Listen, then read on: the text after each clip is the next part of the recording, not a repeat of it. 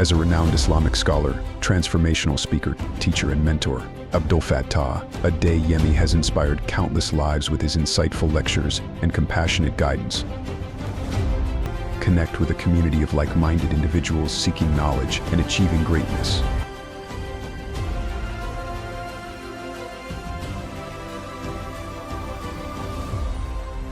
A'udhu billahi minash shaitanir rajim.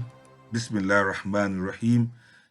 Assalamu alaikum wa rahmatullahi ta'ala wa barakatuh. My name is Abdul Fattah Adeyemi, and today's topic is: do couples still resemble each other? Exploring the mysteries of the happy family.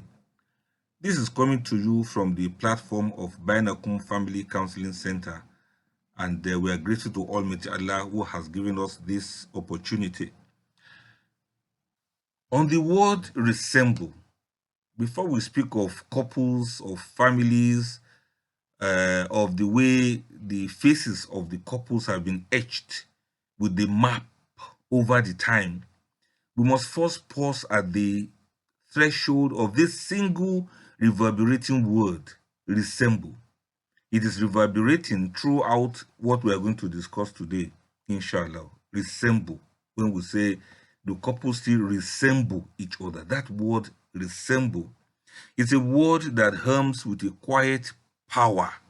It is far beyond the shallow shores of mere likeness. This is not just a matter, okay, they look alike or this person look like that person. Resemble goes beyond likeness.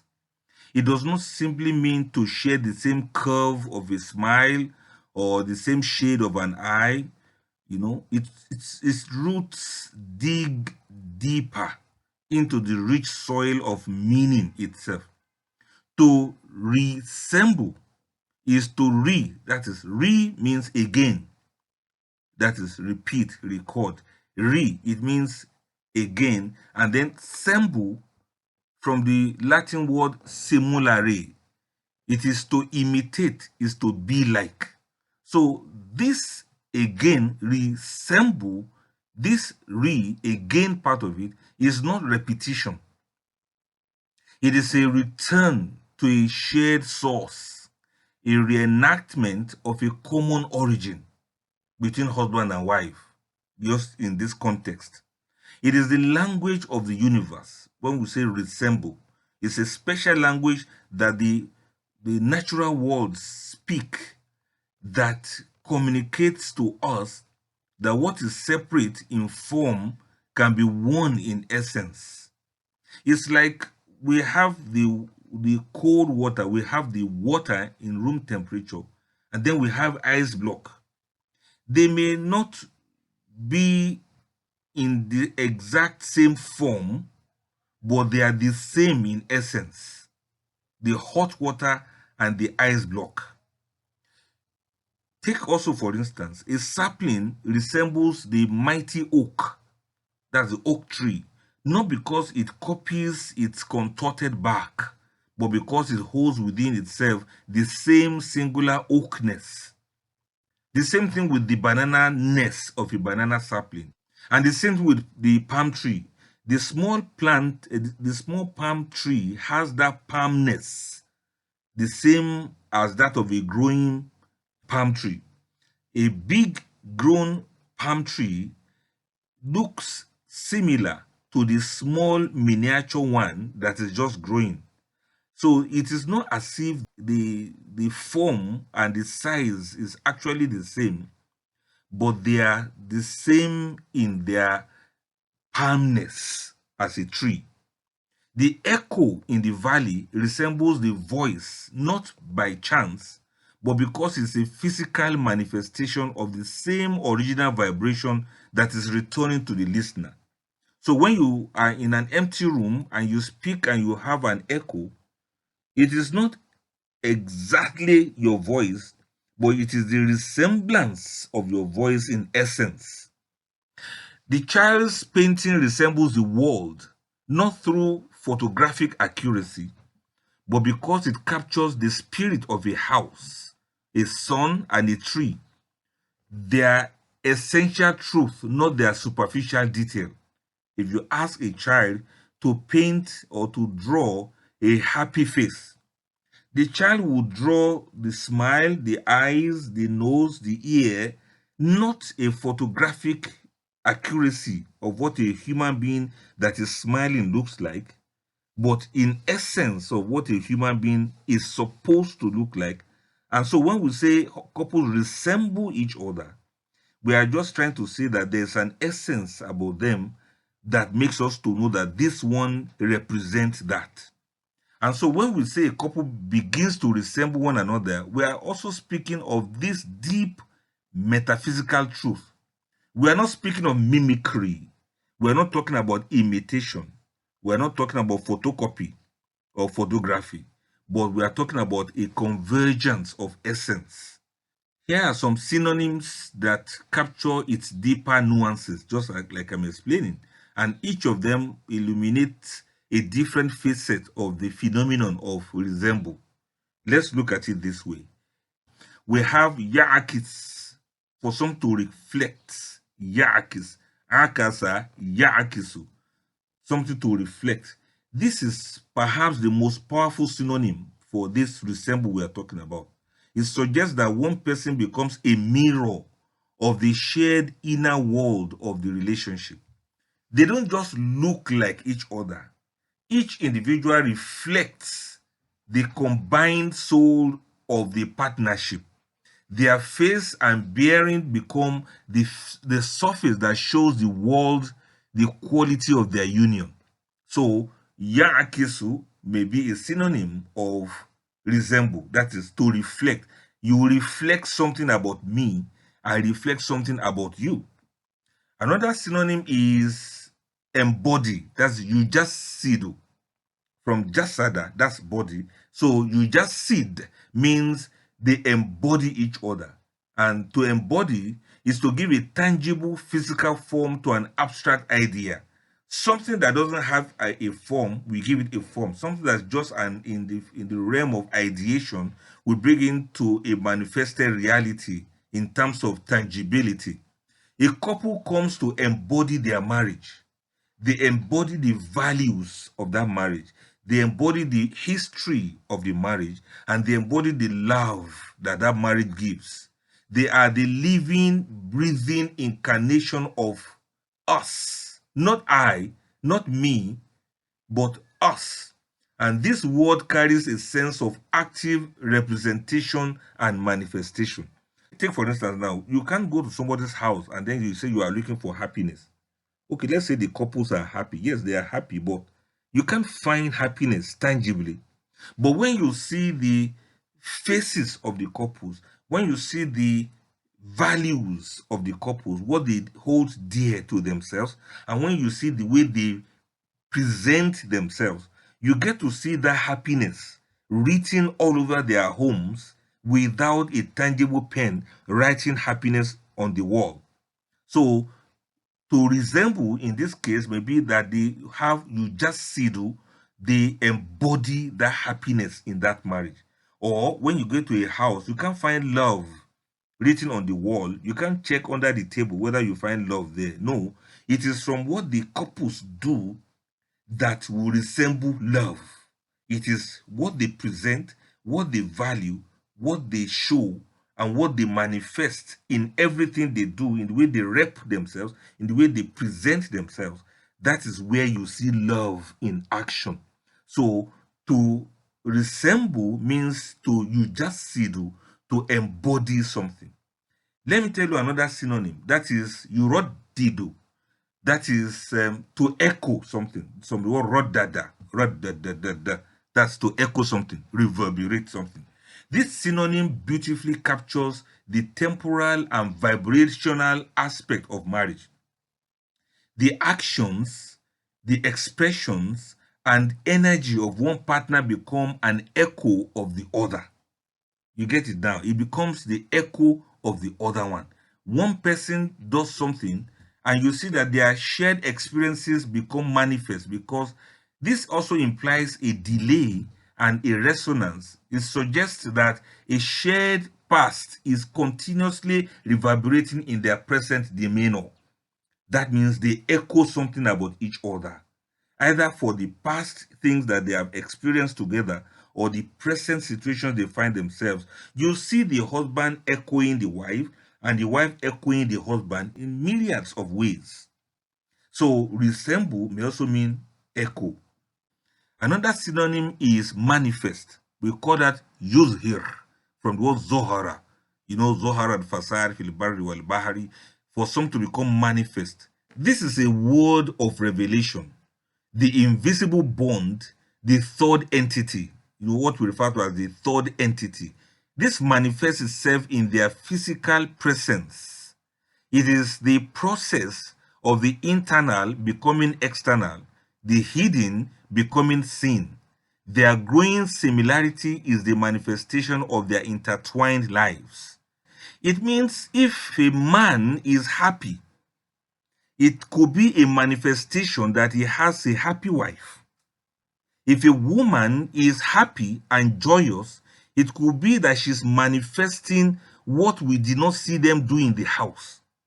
If a woman comes out of the house and she's full of confidence in herself, it's a manifestation of the fact that the husband gives her a sense of fulfillment, a sense of confidence. The husband uses words that validate her existence, that appreciates her value, and possibly the husband is behind that manifest happiness that you see glowing on the wife. When you see a man cheerful and joyous and jovial outside, it could be a manifestation that he has a good wife in the house. Get it? You know what I'm trying to say now? So when we say resemble, it can also mean they manifest something from each other.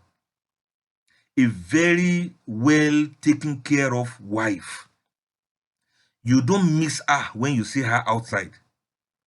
You see her looking different. Sometimes she'll be glowing, sometimes she'll be smiling, sometimes she'll just have that peace radiating from her. That means she's well rested.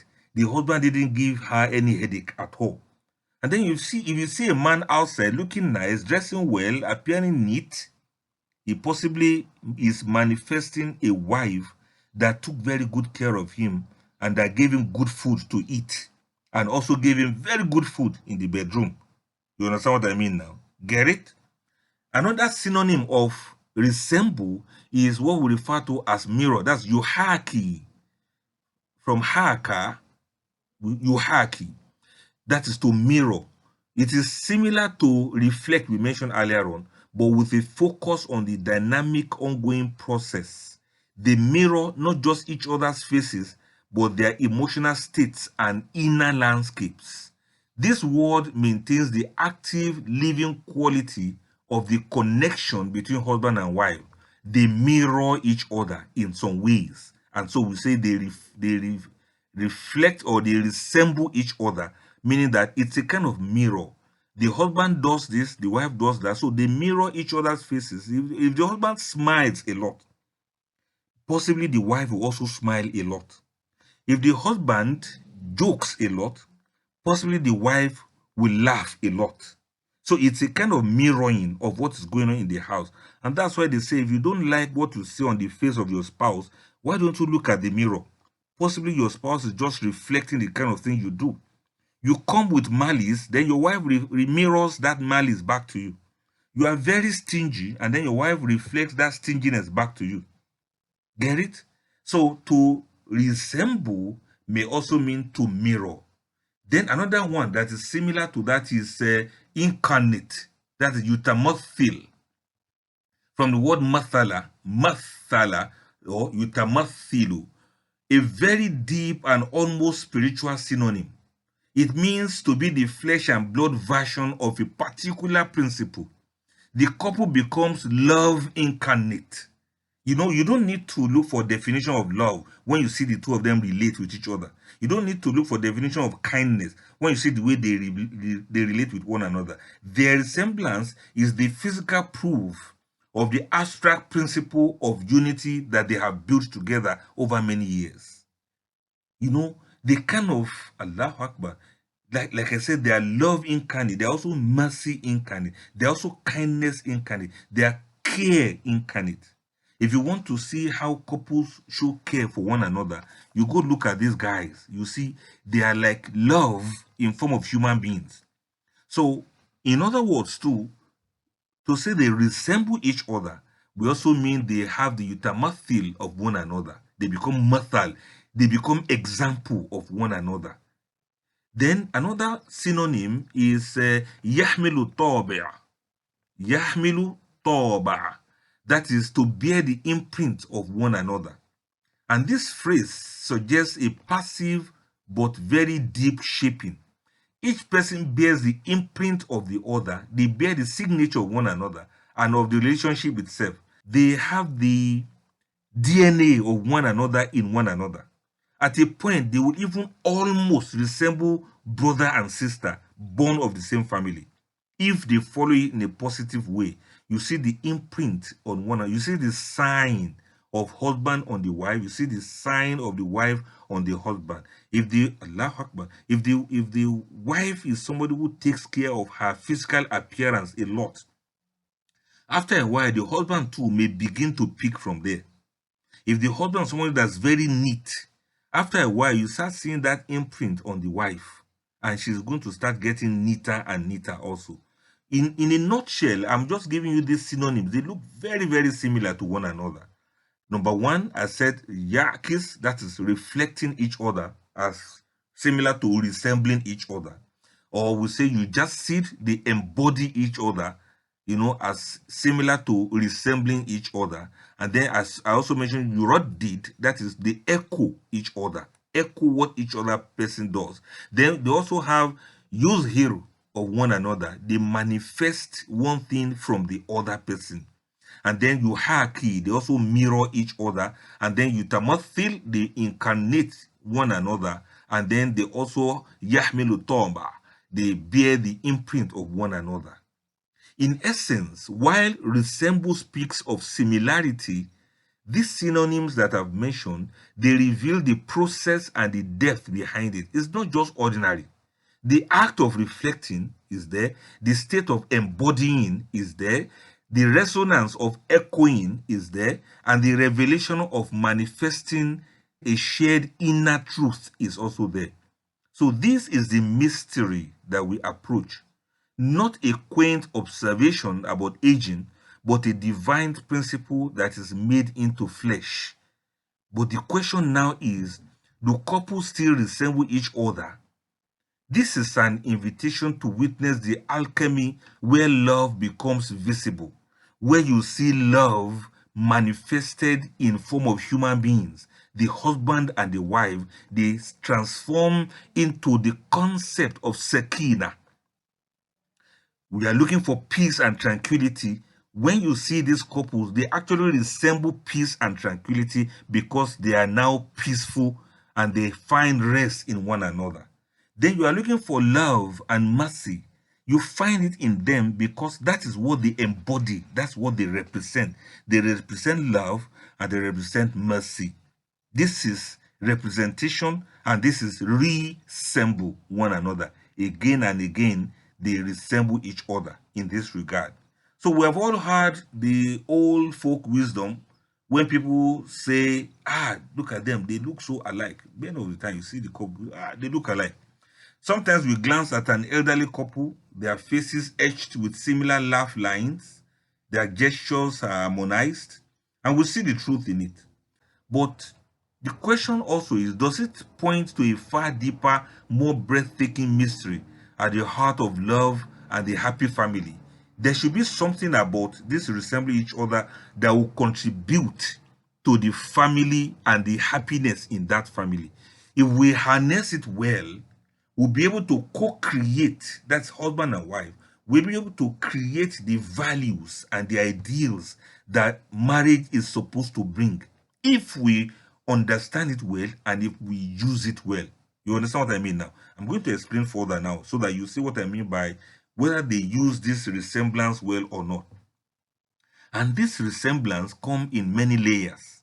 If we understand these layers, then we'll see in what areas couples actually pick up this resemblance of one another. The first layer is the psychological mirroring of the soul. That is psychologically, how is it that their souls come together? In the beginning of marriage, if you notice, you see that there's attraction, where some people call it chemistry. You see, this attraction, psychology reveals this little known secret that we are not drawn to opposites, but to familiar echoes of our own deepest selves. It is not that opposites attract. It is just that we recognize something each other. There's something about you that resembles something about me. In terms of my background, in terms of my growing up, in terms of my sufferings, in terms of my life, in terms of my tests in life, in terms of my trials in life, in terms of my tribulations in life, and in terms of my traumas in life. And the selves we aspire to become, you resemble what I want to be in life. And this is the phenomenon of unconscious mirroring. You know what I mean by that? See, let me rewind and replay again. When you attract somebody or somebody is attracted to you, you are not actually creating somebody new. You are only recognizing somebody. You are recognizing something in that person that resembles something in you. That's what people call chemistry sometimes. Some people, you see them, nothing connects you, and you like look away from each other. You do not see anything that resembles you in that person. And that is why sometimes many people choose people in their same class system. They choose people from their similar backgrounds, people who spoke the same languages like them, so that they may invariably think in similar ways, people who share similar values to them.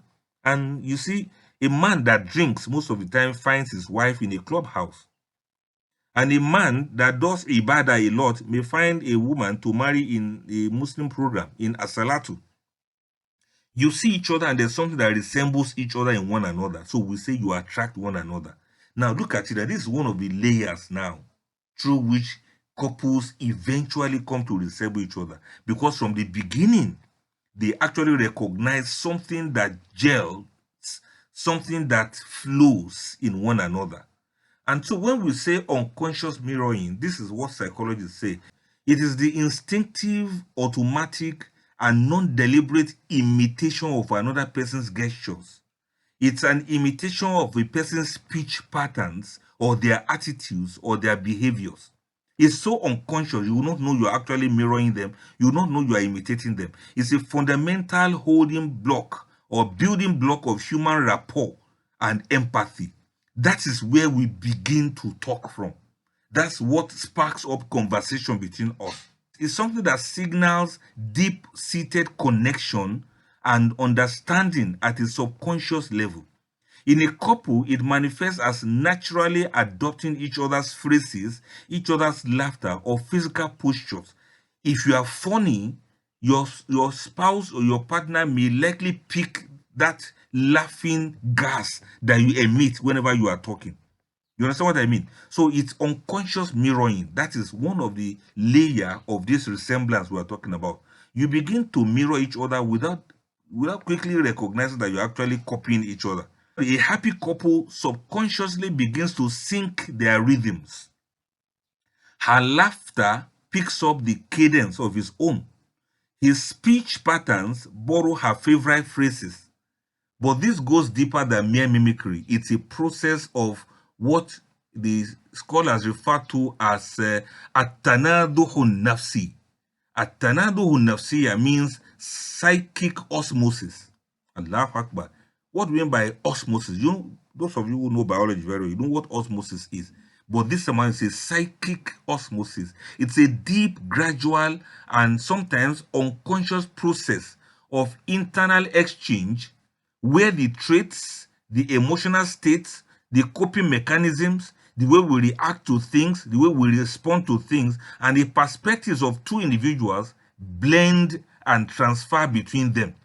It goes beyond simple mirroring to represent a true integration of characteristics. You start behaving like me and I start behaving like you. You know, where partners absorb each other's strengths to compensate for their own weaknesses, and this leads to psychological growth in the partner. You see, I begin to learn from you unconsciously. I begin to absorb what you do, absorb how you relate, absorb how you react. I begin to, not just mirroring you now, but I begin to absorb some part of your characters and your characteristics. I begin to integrate some of the things you do into my own. And in fact, even your own coping mechanism, the way you react when there's problem, it starts becoming part of me. If you are somebody who is nonchalant about things, after a while I'll start becoming like a desical too, just like you. So that's what it means to have atanado nafsi, psychic osmosis. I begin to unconsciously behave like you. That's what it means. And in the safe container of a loving marriage, we unconsciously absorb each other's strengths to compensate for our own weaknesses. You see, a cautious man begins to borrow his wife's courage. You understand what I mean by that now? The man is very cautious, he's trying to be careful, but the wife is very courageous. That is psychic osmosis. We begin to mirror each other and begin to, borrow from each other to supplement our own deficiencies. And so the spontaneous woman, she also learns to channel her husband's foresight. She's very spontaneous, she's very reactive. Then after a while, she sees that her husband is somebody who likes to think very deeply and he likes to take his time to do things. You understand? In some marriages, you see something like that exactly. The husband is very calm, collected. He doesn't react with panic to things. And so the wife, after a while, begin to borrow from that foresight and from that deep thought. Instead of her reacting spontaneously, she begin to think deeply and think twice like her husband. So over time, they are not two incomplete halves, but they are two complete individuals who have integrated the best of the other into their own being. So their resemblance is now an internal psychological fact to themselves. You understand it now? It is not a matter of, okay, I'm just mimicking you, but somewhere inside my mind, I'm beginning to imbibe and integrate your own values and your own characters into myself. And when this begins to happen, they begin to think in a we modality. We, not I, not me, but we modality. They develop what the philosophers call a shared mind, al-aqlul mushtarak. It is a state where two individuals begin to think, where they begin to reason and process the world as a collective we. They no longer think as you or me, they think as we. They reason together as we. They make decisions together as we. They develop intuitive understanding.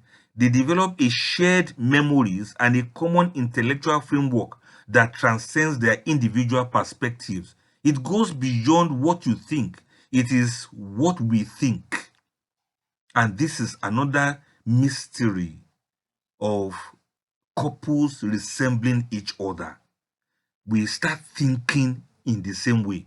If you ask the husband about a particular opinion, separate from the wife, you will see that their opinions begin to be the same about a particular issue, especially when these things have to do with their family, especially when children are now involved. It's couples that have been able to achieve this that you see that they are able to bring up children that are balanced. The child wants something and the child asks the father, the answer is no. When the child goes to ask the mother, the answer will still be no. Get it? You understand what I mean now? What makes the father to be angry with the child is the same exact thing that will make the mother to be angry with the child. The child doesn't want to go to school, for instance, on a particular rainy day. And the father says, you must go. And then the child looks at the mother. The mother says, of course, I'm ready to take you there. The mother says, you must get ready to go to school. The father says, come and join me in the car. I'll still take you to school. Now, you see, it's a we now. They think as a we, not as an I or not as a me. They think as we. So their reasoning we become the same. Let's look at another layer of these couples resembling each other. This is the philosophical revelation, the dyad as a single organism. What does that mean? It means they operate from the world of symbiosis. In biology, a lichen is not one organism, but two. It's a fungus and an algae, or what the scientists call a cyanobacteria. The fungus provides structure and protection, while the alga produces food through photosynthesis. They are so fully integrated that they are classified as a single stable organism, incapable of surviving independently. It's a perfect natural metaphor for a successful codependent union where two distinct beings create one thriving, strong life together. And they do this so perfectly that they no longer function as separate entities. They create a new form, they create a new life with capabilities that neither of them possess alone. They resemble only the lichen, not their original forms. So a happy family is a human lichen. The couple is a foundational symbiotic pair. They are a dyad, a single unit of consciousness in two physical expressions. What we mean by a dyad, or what we call as, athunaiyatul wazifiyya. Athunaiya al-wazifiyya. In sociology and psychology, that's where we are going now. It is a combination of science, sociology, and psychology. A dyad is a group of two people. In the context of a deep partnership of marriage, it is not mere a pair, to say this is husband aside, wife aside, but a single functional unit or system. The interaction between the two individuals creates a unique social entity with its own dynamic patterns and life, which is more than just the sum of two parts. It's not a matter of 1 plus 1 equals to 2. It's a matter of husband and wife equals to something else. It becomes the third entity that is made manifest through two people. Two people combining together to become something different from A and B. Their coming together has produced something that's entirely different from themselves. Allahu Akbar. The goal of their union is not to erase individuality, but to transcend it for a higher purpose. It's like husband and wife when they get married and they are producing a child. All of the intelligence of the father and all of the wisdom of the mother combine together to create one single genius. That's what I'm trying to say. You see, the child that comes from that relationship is a third entity, two people becoming three. And when you look at the father, you see the traces of the father on the baby. You say, this baby resembles the father. If the father is not there and you are looking at the mother and the baby, you say the baby resembles the mother. In other words, that baby is the third entity that combines everything about the father and the mother and puts it together to form one single human being. It's a creation of a shared world. In the case of the husband and wife, it's a shared value system, a shared story. Allahu Akbar. You see, they have two stories together. And this is the mystery of the ancients who say the two shall become one flesh. You must have heard of that before. They say the two become one. This is not a physical fusion, but a philosophical one. They become one single system. So when you look at a long married happy couple, you are not looking at two people who have aged in parallel. You are looking at a single thriving ecosystem manifesting through two faces. The shared joy softens their features into similar patterns of warmth. The shared burdens carve similar lines of strength.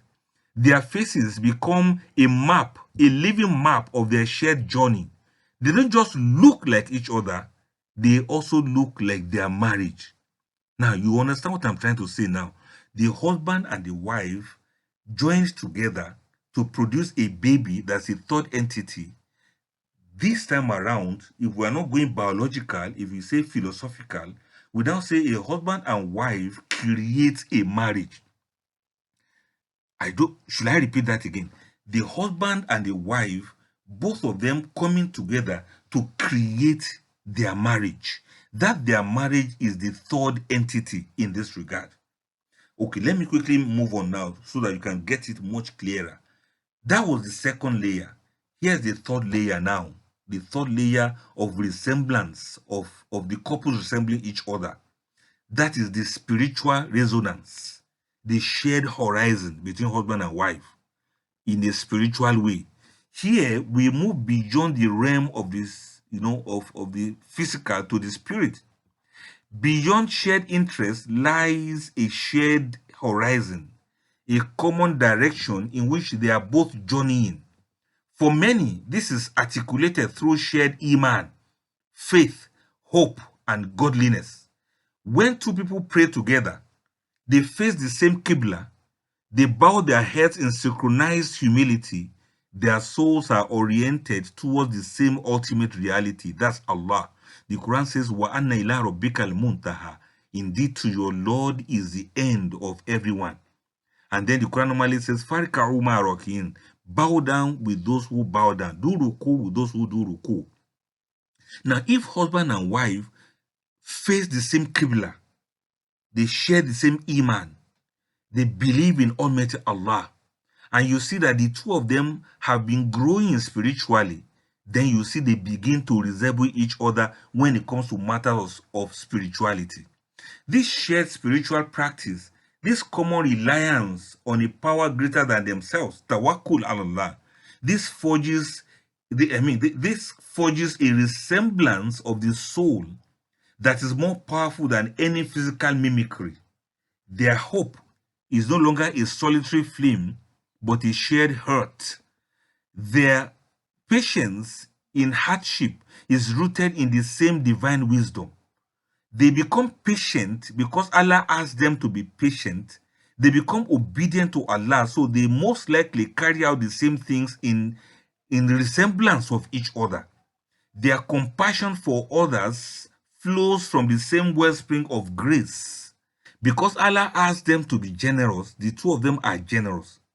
They do tahajjud because the two of them are worshiping Allah, seeking closeness to Almighty Allah.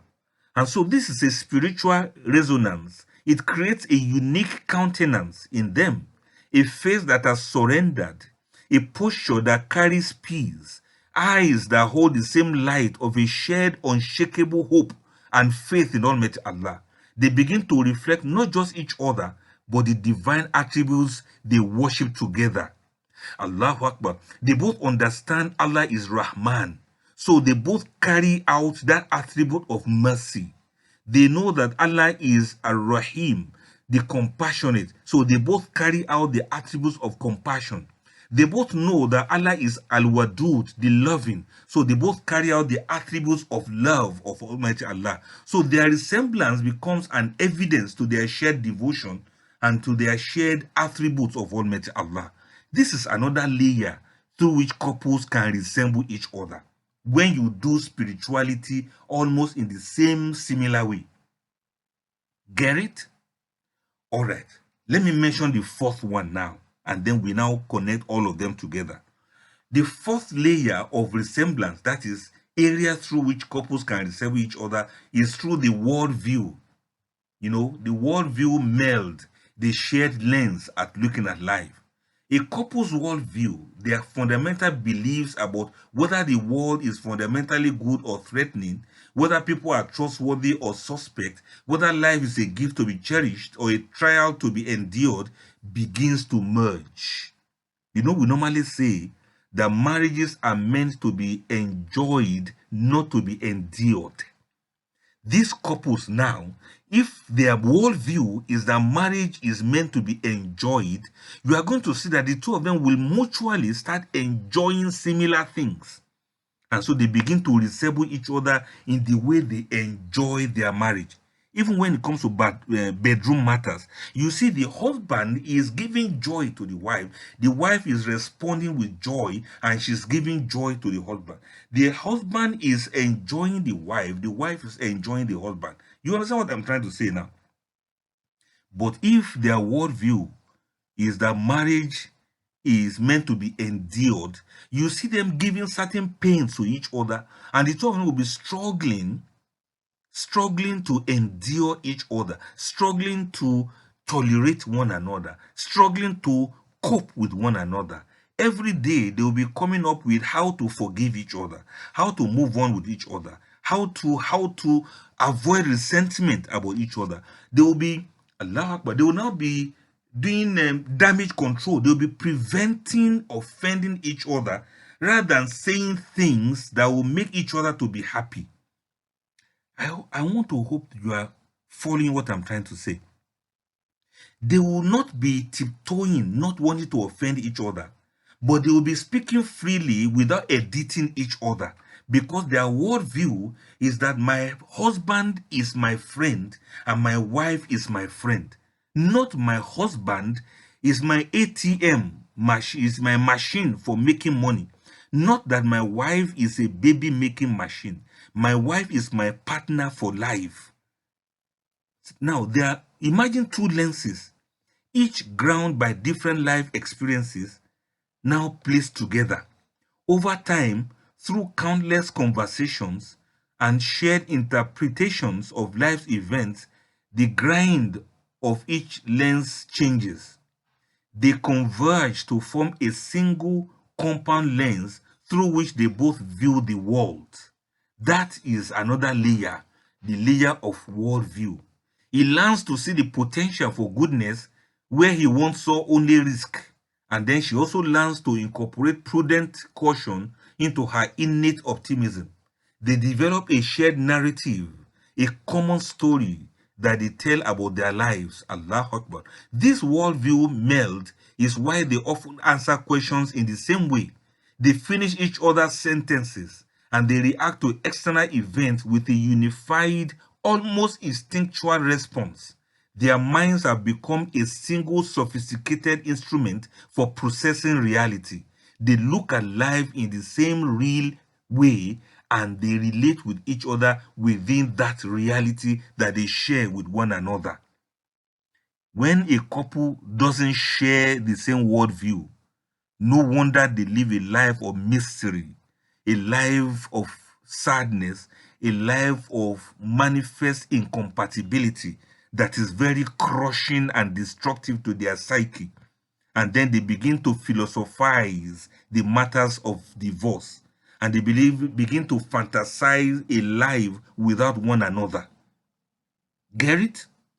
That worldview is another layer through which couples resemble each other or not resemble each other. Then let me make this an addition. The fifth layer of resemblance, that is through the behavioral grammar, the language of behavior, the rituals of us. Not I, not me, but us. How do we behave? That can also bring about the manifestation of our resemblance of one another. This is the layer of action, behavioral patterns. A happy couple develops their own unique grammar, a set of unspoken rules, a set of unspoken rituals and routines that structure their lives. They are the only ones who understand this grammar between themselves. This is like the Friday morning ritual, the recitation of Surah Al-Kahf. It's not that they planned it, but it's just that that is their behavior, both of them. They recite Surah Al-Kahf on Jumat. They instinctively want to fast on Monday and Thursday because the kind of grammar that they speak without any word spoken. The wife instinctively understands that my husband is fasting on Monday. She knows what to present to him for his iftar, and she knows what to prepare for him for his sahur. Allahu Akbar. This is true behavior. It can be spiritual and can come in many other ways. The specific way they make tea for one another, the way the wife understands when the husband should be hungry, the way she understands that this is the kind of food my husband would like to eat, the way she understands the volume of food she should serve her husband. Over many years, she also already know that my husband doesn't eat much. Over many years, she knows that my husband can eat anything. Over many years, she knows that my husband doesn't like pepper in his food. Over many years, he also already understands that my wife doesn't joke with money for market. You know, that kind of thing. I'm just saying. So the private vocabulary of jokes, the private vocabulary of nicknames, the shared sigh when the same relative calls over and over again. You know, when a particular family member calls, the two of them, they look at each other's face and they know, that is that person. Or they be like, this person has come again. Or the kind of smile that they give each other when one of them picks a call from a relative. They understand this language and nobody can understand what it is all about. These are not just habits, they are the repeated physical rituals that engrave their shared identity onto time itself. This behavioral grammar is a powerful source of resemblance.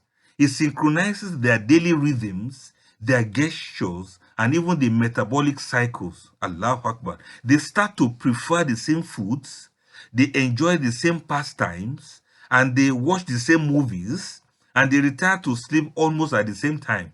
Their life becomes a beautifully choreographed dance where each knows the steps to so intuitively that they move as one entity. They dance together even when the music is away because they dance to the same rhythms ordinarily. Now you see these layers now constitute the alchemy of resemblance that we are talking about. So the question is, do couples still resemble each other? I think they still do more than ever. But the resemblance is not the starting point. It is the glorious finish line. It's something that I've been doing over many years. It's the external proof of an internal alchemy. It's the evidence of a psychological merger. That's when they have a shared mind. It's an evidence of a philosophical union. That is when they have a symbiotic dyad. Is the evidence of an energetic entanglement when they have the resonance of frequency. Allahu Akbar. And then it's a spiritual resonance where they have the shared horizon towards the divine. It's also a conceptual meld where they share the same worldview, and it's an evidence of a behavioral grammar where they have the rituals of us, what we do together. In fact, in some homes, they know that we don't eat lunch in this house, or they know that we eat heavy lunch in this house, or they know that we eat breakfast late in this house, or when they know that we eat supper early in this house. Before Maghrib, some couples have already eaten their supper. And they do this very effortlessly because something they have been doing for many years. So they resemble each other in terms of this behavior. And some other couples, they don't eat supper until 11 p.m. They eat late and they like it like that. And that's why we say sometimes, you can't copy couples, so because you don't know what they do, you don't know what they have been doing, and you don't know how comfortable they are with the way they resemble each other. Two couples may not resemble each other, but a couple may resemble one another, husband and wife. So don't go copycatting in, thinking that you are going to be like that couple that you are looking at from the distance. They have their own grammar, they have their own concept, they have their spiritual resonance, they have their own energetic entanglement. They know the kind of energy they bring into the house of one another, and they know what constitutes energy in their marriages. So marriages, it is money. It's money that brings energy into their marriage, not any other thing. For some marriages, they have their own philosophy of looking at life. And for some marriages, they have that psychological merger that they look at things and they think about things almost in exactly the same way. So the happy family, therefore, is not a static portrait, but a living, breathing masterpiece in a constant creation. The couple are the co-artists, and their growing resemblance is their shared signature on the work of art they have built together. A work whose title is not his life, and the title is not her life, but simply and beautifully our life. They talk about our marriage. They talk about our life. They talk about our existence. Everything about them is all you are, our things. So look again at the elderly couple. You are not seeing a coincidence. You are witnessing a multi-layered miracle that they have garnered over the years. You are seeing the visible face of a shared invisible soul, a soul that is forged in psychology, in philosophy, in spirituality, and in the daily stuff of life. I want to now ask you a question now. Do couples look like their marriage, or does their marriage resemble the couple? Let me ask again. Do couples resemble their marriage, or the marriage resembles the couple? The answer, if you want to answer it philosophically, it is very deep. It is not either or, but it is a yes, because it is a reciprocal. It's a living feedback loop. It's a cycle of creation. The couple resembles their marriage because, look at it like this now. The marriage resembling the couple means that there's this initial imprint. If we say the marriage resembles the couple, in the beginning, the marriage was a blank page, from the day they were getting married, and the couple are the writers holding the pen.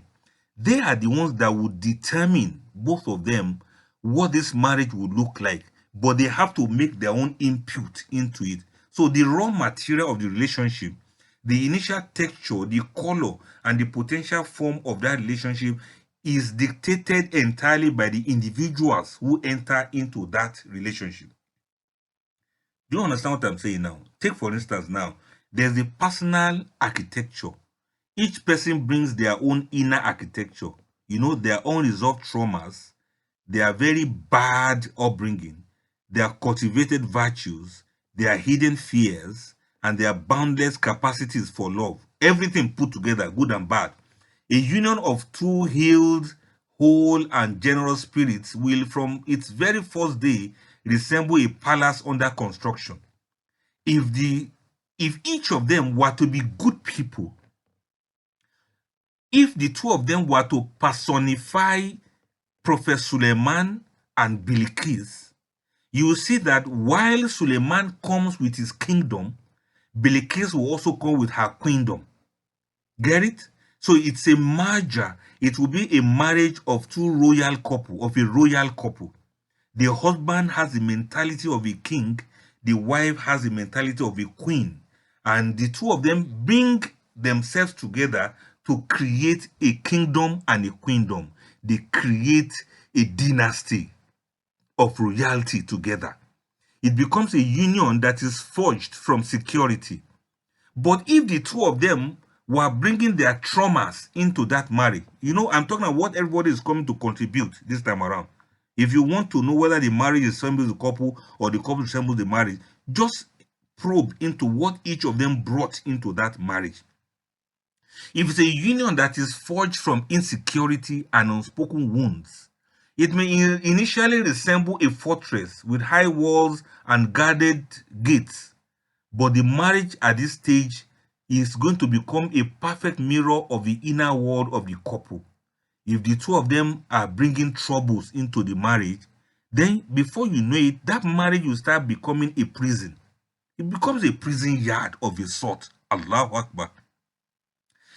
If the couple decide to choose that this marriage should become something good for themselves, it is that process of coming together that you see they will begin to do that.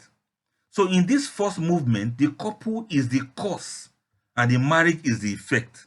It's because of who they are that has brought about what the marriage has become. The relationship is a vessel and the couple pours their combined essence into it. They give it its initial shape and flavor. That is movement number one. Then what of when the couple begins to look like their marriage? You understand? Now that's forging the fire. You see, this is where the alchemy truly begins. Once that vessel is filled, it starts to change the very nature of the liquid it holds. The marriage ceases to be a passive container and becomes an active forging fire. Look at it this way. The marriage itself, with its unique set of joys, crises, daily routines, and inside jokes, would become the most powerful shaping force in the life of the couple. The year they survived financial hardship together didn't just happen to them, it has sculpted their characters, it has carved lines of strength around their eyes, and it has taught their hands to hold each other even tighter. So the countless moments of shared laughter didn't just occur within the marriage, they physically softened their features into similar patterns of warmth. In other words, there's the emergence of a new entity, like I said earlier on. The marriage evolves from a simple agreement into a thought entity, a symbiotic dyad with its own identity, its own needs, and energy. The third entity, that's the marriage, now acts upon its creators. The way the creators of the marriage created the marriage now begins to create them. That is what I'm trying to say in English. The marriage itself demands things from them. The marriage starts to demand more patience, more courage, more forgiveness. If this marriage must work, both of us we must learn to be different from the combination of each of us. In striving to meet the needs of this creation, the couple must grow and change. If they are not ready to grow and change, then that third entity, the marriage, will die. That marriage will collapse if the two of them are not ready to change. So in this second moment, or this second movement, the marriage is the cause and the couple is the effect. Now, this is the loop now of co-creation. The couples create the marriage and the marriage also creates the couple. Now, look at it this way now. I'm talking about if it was nice. But what if the two of them were bad people that are bringing things into the marriage? The wife will get infested with his own paranoia, and the husband will adopt her suspicious investigative ways. She will pick his irrational criticism while he will adopt her unpredictable anger. She will pick from his meaningless argument while he will adopt her endless malice in that marriage. What I'm trying to say in essence is that they begin to pick from each other and then they form a third entity. The two of them actually look like what they created for themselves. After a while, when it comes to resembling each other, the husband and wife will become the marriage and the marriage will become the husband and wife. If we want to look at what you have become in life, we should look at your marriage. If you want to look at what your marriage has turned you into, we should look at your marriage, because both you and your husband, it takes two to tango. It's what both of you have created that is reflecting in your life. It is as you lay your bed, how do they normally say it? As you make your bed, that's how you lay on it. What is the flip side of resemblance? What if the couples are not able to resemble each other? What if the mold doesn't fit? What if irreconcilable incompatibilities emphasize their differences and they become totally different from each other? To truly understand the light, we must also look into the shadows. The beautiful alchemy of mutual resemblance requires specific conditions. The crucible must be sound. The mixture of the elements, they must be willing to bond, and the fire must be tended. That's why I normally say you cannot bind what does not cling. When these are absent, a very different, more painful process will unfold. Now, let us look at the anatomy of a failed mold. I need you to all relax now and listen to this, because sometimes the couples will just refuse to resemble each other. We have been talking about some of the things that, okay, you bring your own, I bring my own. The husband is Suleiman, the wife is Bilqis. You know, the kingdom meets a queendom. The two of them, they build an empire together, and then they build a place of refuge for everyone. They build a society, they build a community, they build a kingdom together. You know, we are saying that.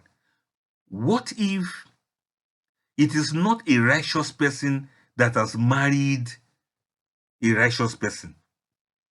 What if the two of them were deceived at the point of marriage? What if the two of them marry each other, but they do not fit into the same mold of one another? What if we are talking about, one of the layers, we say, spiritually, the husband does the same thing, the wife also does the same thing. What if one of them refuses to pray? What if one of them decides to go the other way? What if one of them is righteous, the other one is not righteous? What if one of them is Pharaoh, the other one is Asiya? What if one of them is like Anabi Noah and he has married the kind of wife that he married? What is going to happen there? We are going to have the law of reactive differentiation. That's when proximity breeds polarity. The more they are together, the more different they become from one another, the more distant they keep from each other. While healthy couples undergo a process of integration, troubled couples often fall prey to its opposite, and that's what I call the reactive differentiation. This is a psychological law, and I want you to grasp it very well. It's a psychological law where constant friction, instead of smoothing edges, sharpens them into weapon. Allahu Akbar. Friction, instead of smoothing their edges, they get sharpened to become weapons. And look at it this way: the amplification of the self for survival. If one partner is messy, the other doesn't just become tidy, they become more obsessively and rigidly clean. If one is spontaneous, the other doesn't just learn planning, they may become a controlling micromanager. This is not growth, it's a fortress that is being built. Each person feeling their core self is under attack, so they amplify their own traits in a desperate act of self-preservation. They don't absorb the other's qualities, they define themselves in opposition to each other. Then they have this fracturing of the we that we are talking about. They don't do we anymore. Instead of a shared mind, you have two separate warring councils. Allahu Akbar. Instead of having, what we call it, family get together, they are now having civil war. There's nothing like our problem, it's only your problem. There's nothing like our money, it's only your money. There's nothing like our progress, only your progress. Their internal monologues become a litany of the other's fault. Their worldview meld shatters, leaving two conflicting realities in the same home. He sees a request as nagging.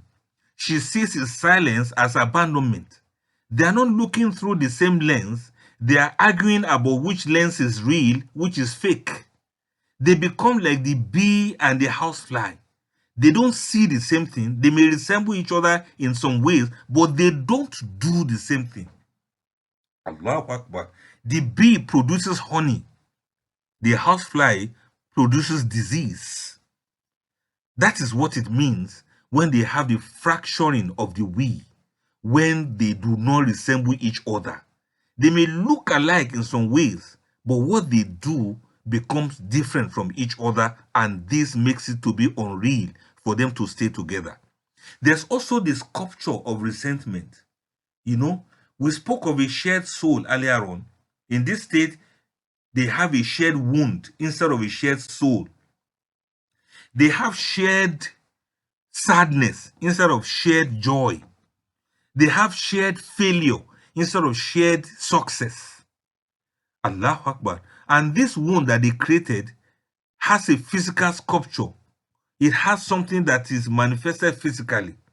The body bears the burden. The face does not soften into shared joy. It hardens with chronic frustration. They frown at one another rather than smile at each other. The eyes do not hold a shared light. They dart away in distrust or narrow in criticism. The posture does not lean in, it pulls away. It creates a palpable physical barrier between husband and wife. They don't start to look like each other. They look like the personification of hurt and pain to one another. So they have a negative mirror. In a dark inversion of mirroring, they become caricatures of each other's worst fears. He feared being controlled, and now she appears as the controller. She feared emotional neglect, and now he perfectly embodies the cold, distant partner that she was afraid of. She feared a failed marriage, but she has married somebody who is giving her exactly what she fears. He wants the family to be together and intact. Unfortunately, he's into a relationship with a woman who doesn't believe in oneness of a family. They become living, breathing reminders of each other's deepest disappointments. When the third entity is haunting, the parasitic dyad steps in. A healthy marriage creates a third entity that's a source of strength, but a broken one creates a parasitic dyad, a negative energy field that drains both individuals. The relationship becomes a vampire. This entity does not ask for patience and courage. It feeds on resentment and fear. It thrives on conflict. If there's no problem, they don't feel at ease. If there's no trouble and quarrel, they think something is wrong. If the husband greets the wife and she responds, he thinks there's issue. And if the wife should smile at the husband is afraid because he thinks that smile, behind that smile is not I love you, it is I'm going to kill you tonight. Ya salam. Every argument, every cold shoulder nourishes this marriage. The couple is no longer in service to a beautiful creation.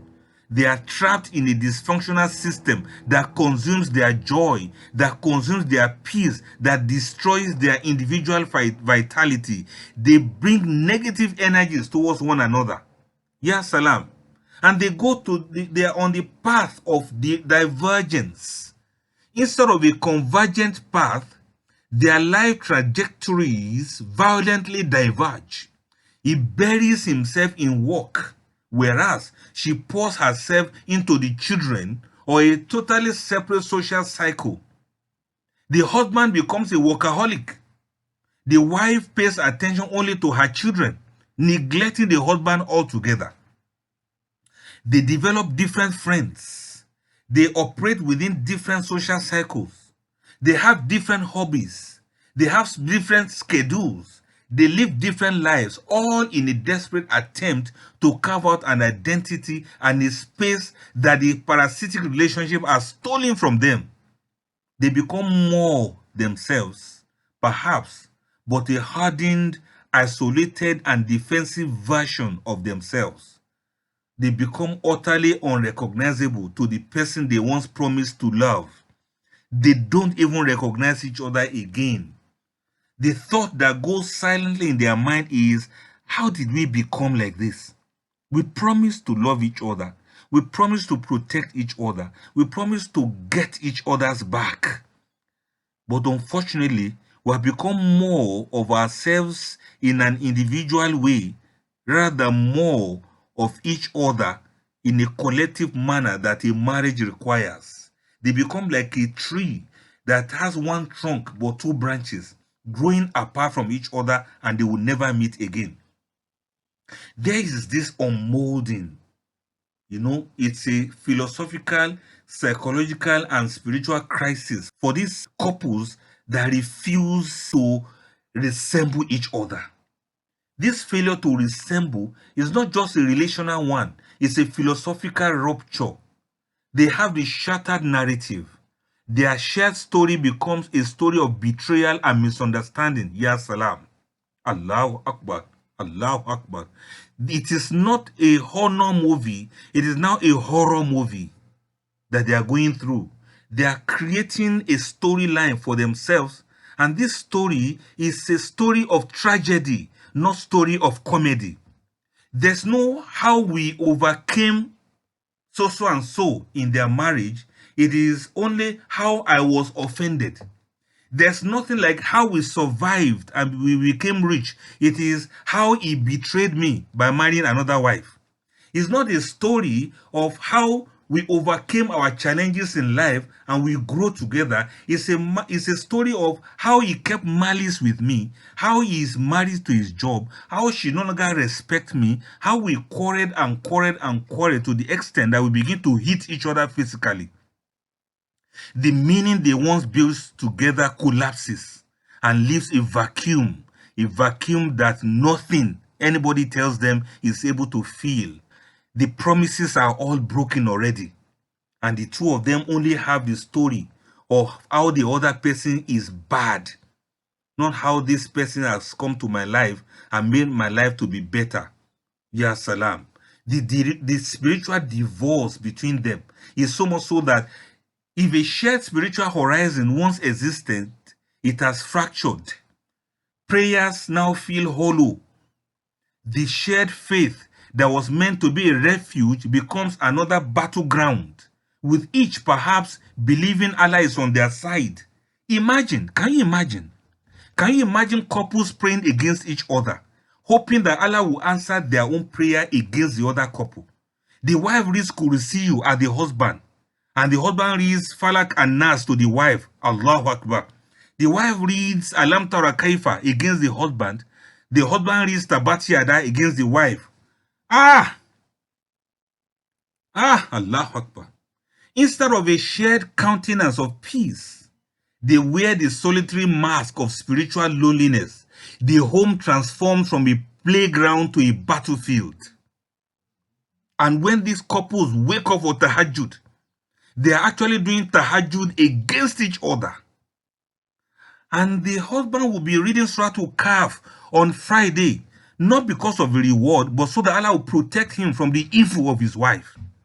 And then the wife will be reading Surah Yasin back to back, so that Allah will protect her from the evil of the husband. How did you become like this?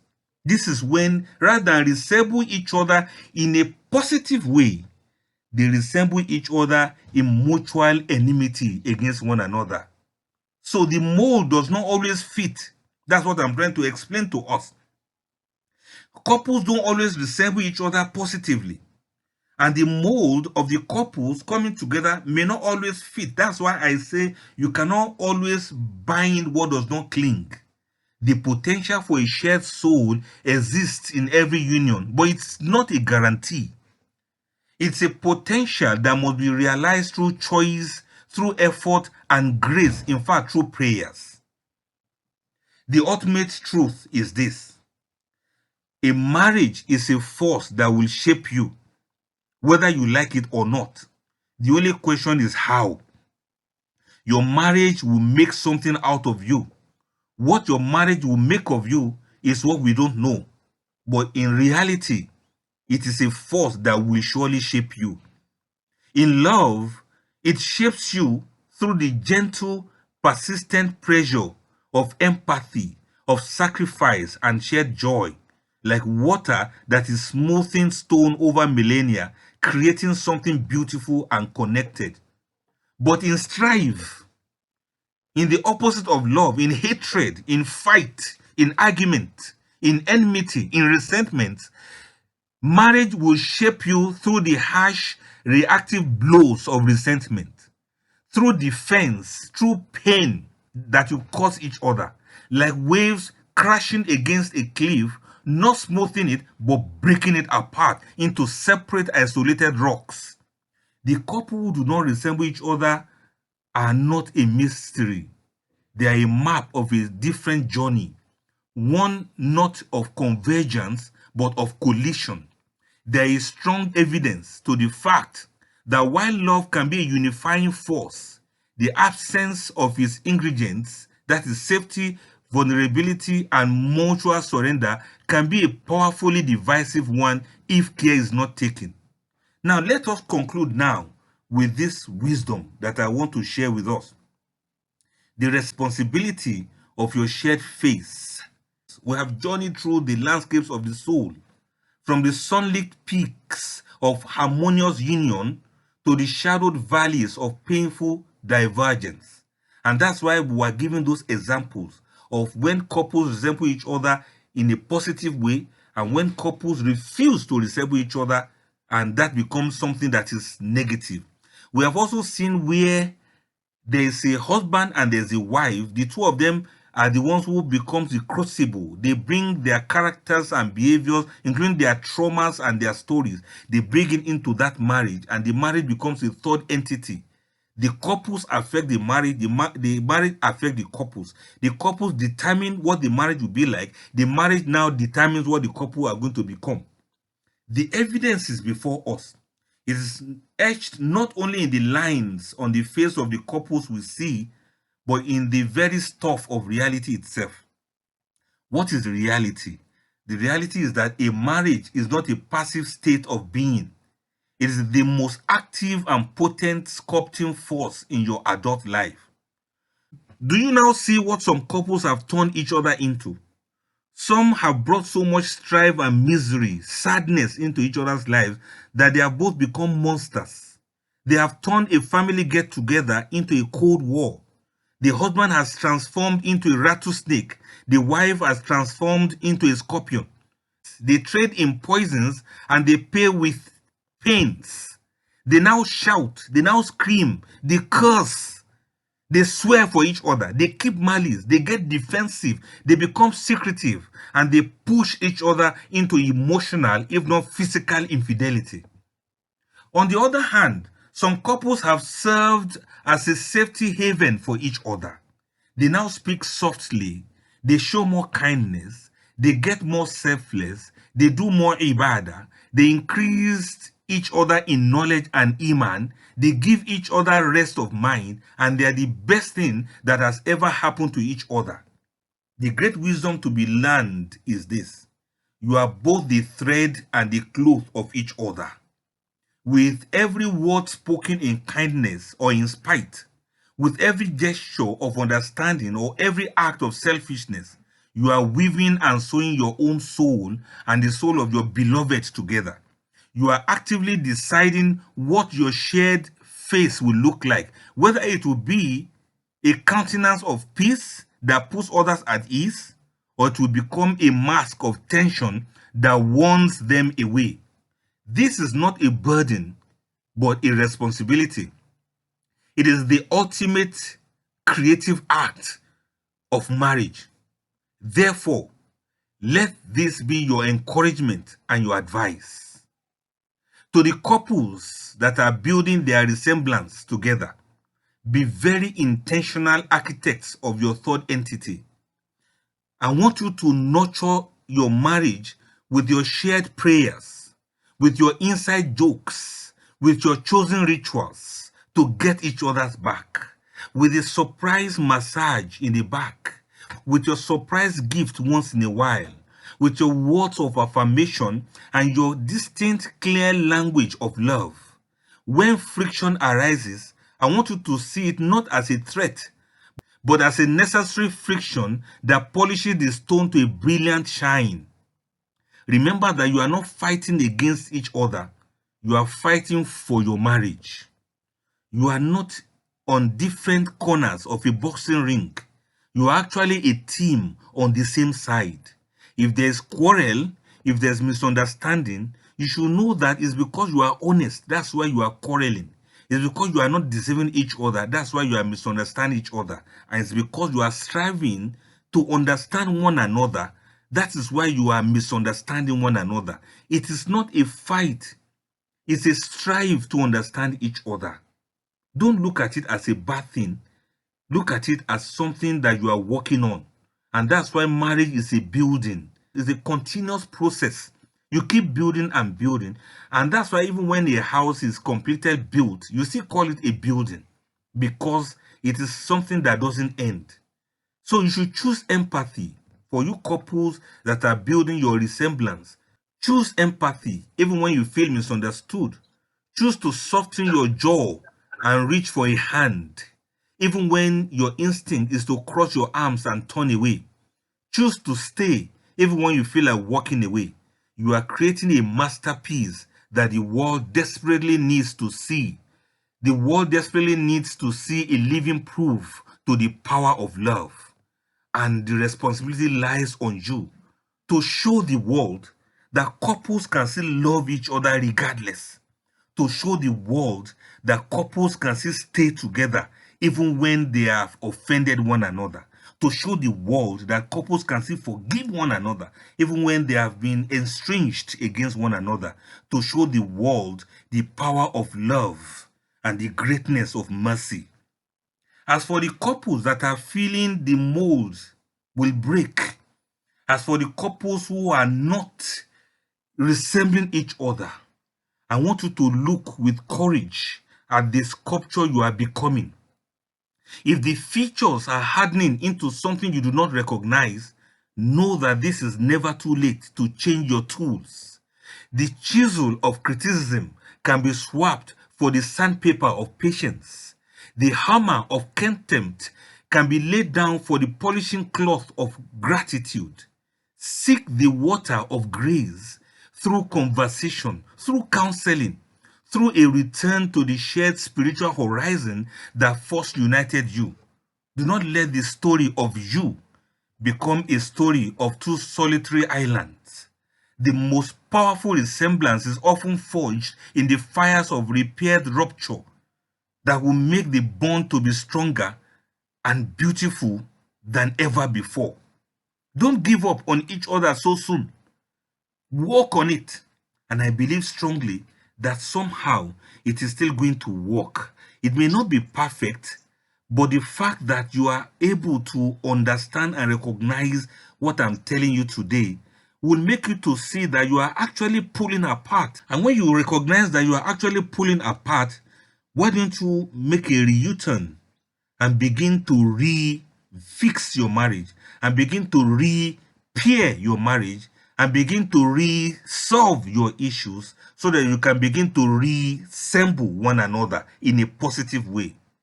And I want to pray for all of the couples that Ya Allah, Ya Khalik, Ya Bari, Ya Musawwir.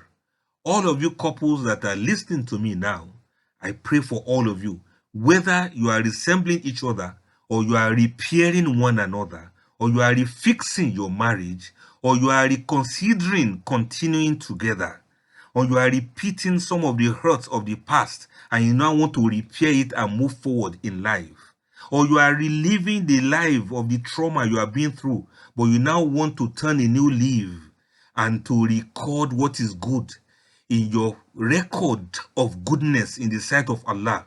And that record is to record reconciliation. And you want Allah to reckon with that. And look at the fact that you are ready to forgive and reconcile. You want Allah to bless you for your sacrifice and your reconciliation. I call on Almighty Allah, who is Al-Khaliq, Al-Bari, Al-Musawwir. Allah, the divine sculptor, the one that molded Adam from clay and the one that formed Eve from rib bone. Allah, the source of all love and connection. Oh Allah, you have woven the universe with the threads of relationship. We pray for every couple, every marriage, every family. May Allah bless the hands and hearts of those who have joined their lives together. For those in the spring of their love, may Allah grant them the vision to see the masterpiece they have begun. For those in the summer of their journey, may Allah grant them the perseverance to tend the garden of their union, weeding out resentment and watering it with joy. As for those in the autumn of their years, may Almighty Allah let their shared countenance be a legacy of warmth and wisdom for generations to come. And as for those in the winter of their marriage, those in the harmattan of their relationship, they are feeling cold and distant. May Allah grant them the wisdom to see that they are each other's protection and school. Give them the strength to be humble students and gentle teachers for one another. Where there is noise, may Allah plant silence. Where there is hurt, may Allah pour the balm of forgiveness. May Almighty Allah bless the couples who are struggling to resemble each other. May Allah bless all those couples who are struggling to reconcile with one another and to have a lasting relationship with one another as they resemble one another. Ameen. Wassalamu alaikum wa rahmatullahi ta'ala wa barakatuh. Acquire Abdul Fattah Adiyemi's soul-lifting handmade masterpieces and experience the divine beauty of Islamic artistry. Book counseling and therapy sessions to access a safe space to heal and thrive. Join the community. Transform your life. Edit your universe.